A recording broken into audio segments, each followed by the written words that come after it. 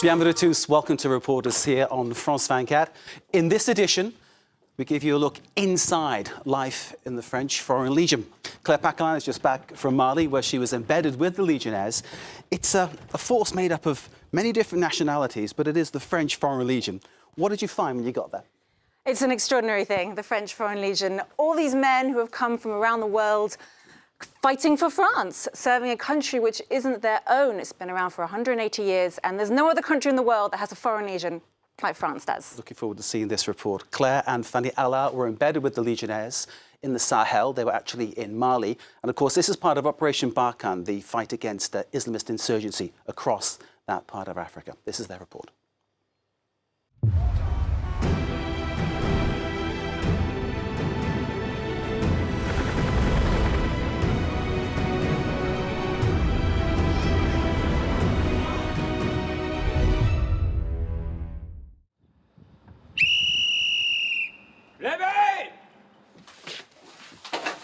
5 a.m. on a winter morning.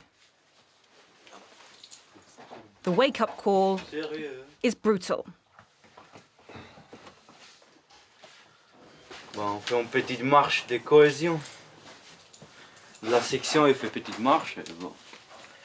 These soldiers speak French with different accents and degrees of accuracy. That's because they're in the Foreign Legion, the legendary elite branch of the French army that draws its men from across the world.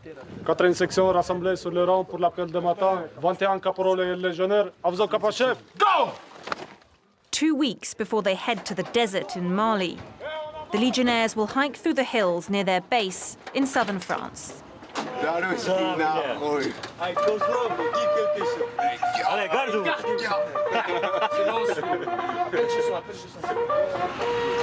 The men serve France, a country that's foreign to them.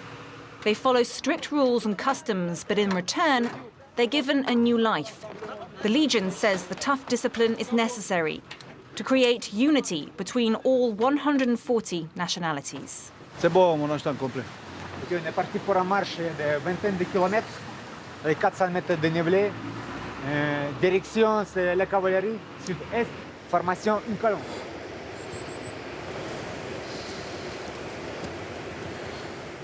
Maxime is a native French speaker from Belgium. His comrades call him little brother because he's the youngest in the company. He signed up to the Legion as soon as he was old enough, but needed his parents' permission. Et dès que j'ai eu 17 ans et demi, le 6 février, direction Paris, engagé à Paris, une semaine à Paris, puis au bagne. Et puis voilà, c'est parti, quoi. On a de mon âge qui s'engage, mais après, ils ne restent pas. Ils demandent à partir civil. Maxime started training as a carpenter, but he'd always dreamed of being a legionnaire. Ouais, moi, mon père, il voulait aussi que je reste chez les compagnons, parce qu'il est compagnon aussi, donc ça lui faisait super plaisir. Mais après, voilà, comme il m'a dit, de toute façon, je ne vais pas t'empêcher de faire ce que tu veux. Et si tu veux y aller, eh ben vas-y, mais vas-y à fond, quoi. Mais quand il m'a déposé à Paris, il m'a quand même dit, oui, si tu veux faire demi-tour, c'est bon, tu peux rentrer à la maison, quoi. Et je dis non, non. Et voilà, maintenant, il est super fier et il est content, quoi. Puis voilà, je le vois aussi quand il parle, il est content de dire, ouais, mon fils, il est à la Légion étrangère, quoi. Service is all-consuming. Their passports are taken away and they serve under a false name for the first 15 to 20 months. And until they finish their initial 5-year contract, the Legion asks them not to get married, have children, or buy property. For months, the Legionnaires have been getting ready. Weapons, communications gear, and bulletproof vests.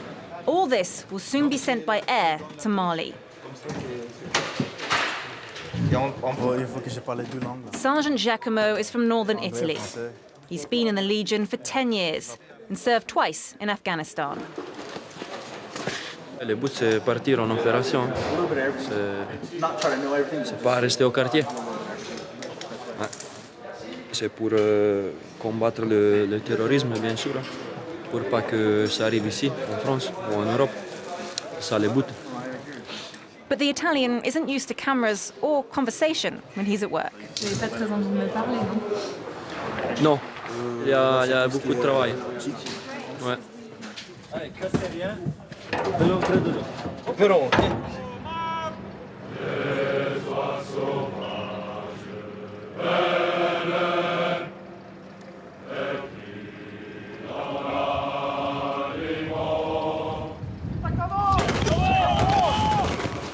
The legionnaires will soon join the French army's operation in Mali. They will support Malian soldiers in their fight against armed Islamist extremist groups. The regiment will stay in the former French colony for 4 months. Avec le sergent, et vous remettez en place pour un nouveau déroulé.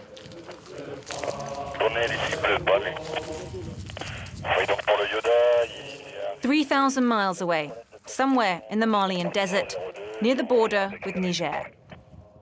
We meet up with the Italian sergeant and his men. 4 days ago, French commandos got into heavy combat right here. Extremist groups with competing agendas are trying to gain ground. Some have pledged allegiance to the Islamic State group in the Greater Sahara. Kouta, tu as trouvé quelque chose?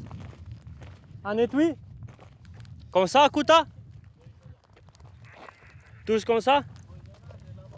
La même calibre, oui. Bleu 221, donc sur ma position, au sol, des étuis de canon 30 mm du Tigre avec ces maillots, environ une quinzaine. Ça, c'est un maillot de la bande de mitrailleuse 14-5. C'est l'armement de bord utilisé le plus souvent par les djihadistes sur leur pick-up. As they search, it's up to Corporal Brandon to keep watch with a machine gun. Raised in Nashville, Tennessee, Brandon shot his first rifle when he was 15. We haven't had contact, so I haven't had to use it, so. During the combat here, a French commando was shot and wounded. The French army says it captured or killed around 20 extremists. On operation, the soldiers say danger is simply part of the job. On n'a pas peur. On est prêt, c'est tout. Personnellement, je pense pas trop à la mort, parce que de toute façon, si on est destiné à mourir un jour, voilà, ça arrive. The section never camps in the same spot for more than 24 hours. Every night, it's the same routine. Put up the camp beds, dust down the weapons, and prepare tomorrow's rucksack. La base, c'est 24 heures d'autonomie. Bon, il y a juste un menu que j'aime pas, c'est le numéro 3, c'est navaran d'agneau, c'est dégueulasse. Donc ça, à éviter. The sergeant remembers frequent, intense combat in Afghanistan. In Mali, he's not seen any action yet. On est supérieur en nombre et en équipement. Donc je ne pense pas qu'ils vont se confronter contre la force suivante. Parce qu'ils sont trop faibles contre nous. Ouais. There's nothing more frustrating for a legionnaire than never coming face to face with the enemy. Bon, peut-être on va avoir la chance un jour. Ouais. Since its beginnings in the mid-19th century, the French Foreign Legion has been known for giving men, like Brandon, a second chance. He wanted to join the US military like his father and brother, but was turned away. I got a DUI, driving under the influence, so that's why they will let me in. Brandon is known for playing loud country music at the barracks, and it doesn't always go down well with his comrades. Not good country music. Yeah, what are you talking about? It's American country music. It's the rednecks of America. Yeah, what are you talking about? You're Croatian. You don't know country music. Brandon is 37 and single. He goes to see his brother, nieces and nephew back in the States when he's on leave. You never know what, military, so you never know what's going to happen, so I try to spend time with people that are close to me as much as I can. Would you like to start a family of your own when you get out? Oh, of course. I'm looking forward to doing that as well. Find the right person, have a family, have little kids of my own, so.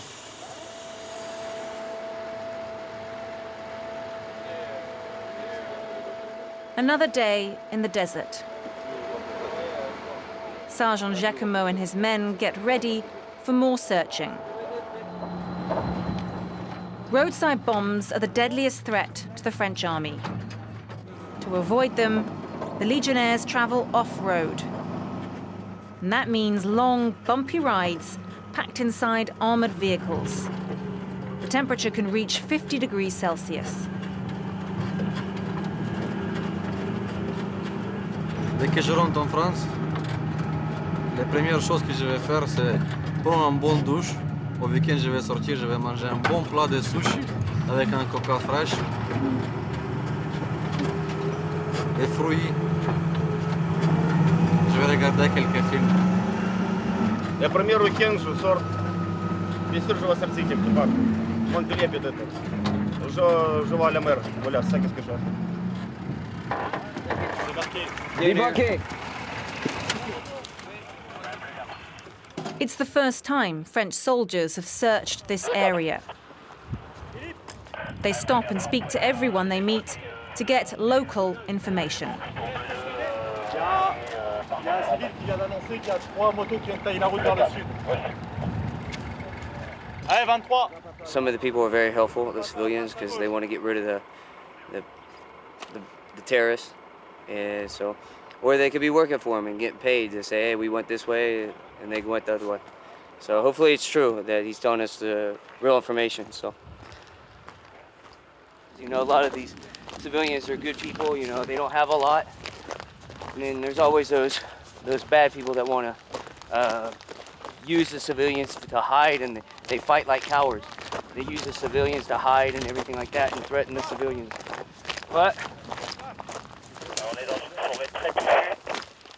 qui pourrait tout à fait servir de refuge.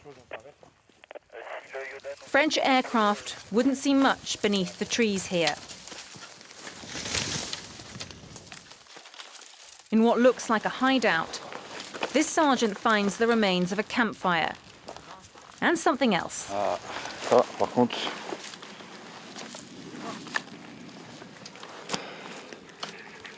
Qu'est-ce que c'est? Les papiers écrits en arabe. Bleu 4 ici, Macoscar, donc je suis tombé sur un genre de campement avec des restes de feu et des papiers déchirés marqués en arabe dessus parlé. Mike India, Macoscar suivi.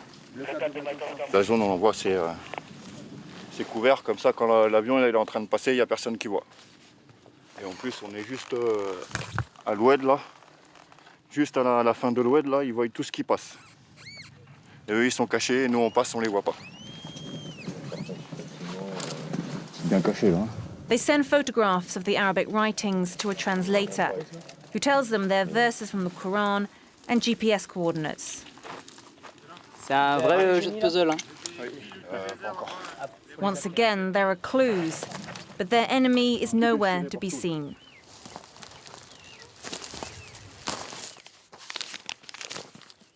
Nearby, Giacomo and his men have stopped a pickup truck. Là, on va procéder à la fouille du véhicule et la fouille à distance de personnel. Voilà, si c'est bon, c'est clair, il n'y a rien de suspect. Après, ils repartiront. There are no weapons, only fuel cans and bags of rice. The men check every pickup truck they meet, because armed extremist groups use them to travel and launch attacks. The French army's presence has forced them to splinter and spread out across the desert. They know they're outnumbered and less well equipped, so tend to avoid direct combat with the French. These men are trained to fight, but this is a war of waiting. Ok, les consignes de la garde toujours comme d'hab de 19h à 5h matin. Many have put on hold their personal lives and relationships for the sake of the Legion. Far from home, they're told the Legion is their family. This operation will be the last for Sergeant Giacomo. He's decided to go back to his village in Italy. C'est sûr, ça va me manquer. Ouais. Je pense qu'il faut au moins 3-4 ans avant de retourner moitié civil. Qu'est-ce qu'on peut faire quand on a vécu ça? Après. Comme boulot Bon, on peut faire tout. Légionnaire, il peut faire tout après. On n'est pas en contact avec les hommes de la même manière après. Non, on ne peut pas les faire pomper si, si ça se passe mal, oui, ça c'est vrai. The Italian never told us why he signed up to the Legion, but it's turned him into a leader who's respected by his men. Qu'est-ce que vous avez trouvé à la Légion? Bon, beaucoup de choses, des camarades pour tout le reste de ma vie. J'ai voyagé dans des pays où je n'ai jamais été. En fait, pour moi, ce n'est pas un boulot, c'est une passion, on peut dire comme ça. C'est quelque chose que vous avez dedans. Voilà, c'est pas quelque chose que vous apprenez 100% à la Légion. Voilà. Corporal Brandon and Sergeant Giacomo will stay in the Sahara for another 2 months. The Legion allows men to leave their old lives behind and start again. But they have to commit 100%. The Legion is like a religion, and these legionnaires have all made sacrifices. From the camp back to the studio, Claire Paquelin's still with us. Fantastic report, really enjoyed it. The French Foreign Legion, when I was growing up, was a place where you imagined everybody who was wanted ended up. You know, everybody who was like sought by the police sought refuge or was hiding in the French Foreign Legion. That's not still the case. Well, the French Foreign Legion says that nowadays it will not take in anyone who has links to violent crimes, sexual crimes, or drug trafficking. But it is still a place where men can go, start afresh, get a new life. They can change their identities if they want to, and some of them do choose to do that. Others just want to better themselves. I spoke to one Kenyan soldier who told me that every month he sends home 300 euros to his girlfriend and baby in Nairobi. I spoke to a Brazilian soldier who said to me, well, if I joined the Brazilian army, then I wouldn't have got paid as well. I probably wouldn't have had the chance to go on an overseas operation like the one they're doing right now in Mali. And what he plans to do is get his elite training, go back to Brazil, and then work in private security and earn a lot of money doing that. So they all have their different motivations for joining. Lots of positives coming there from a place where maybe I thought it wouldn't actually come from. It's interesting, Claire. And you spoke to a man who talked about the fact that he was fighting in this French Foreign Legion, though he isn't French, and fighting for the interests of another country. Let's take a listen to what he said. That's the thing about the Legion. It's not my country, but because of all the training I did, I value the people around me. I take the orders from my platoon leader, and I'm fighting for everyone around me. So you could say that it's not exactly that I feel France is my country, but at the same time I do, because the Legion is in France. What I'm struck by is how eloquent that soldier sounds. It kind of gives a completely different image to the one that perhaps people were expecting of how these soldiers and how these legionnaires would be.